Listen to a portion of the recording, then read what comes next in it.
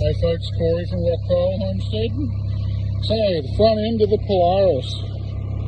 What a wreck.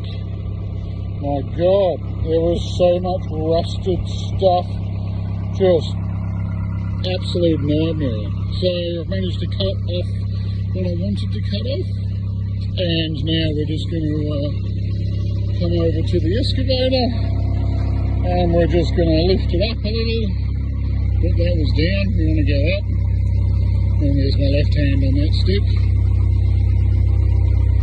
So,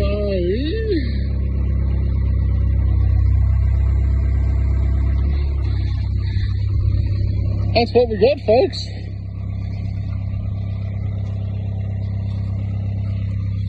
Let's get it in the shed.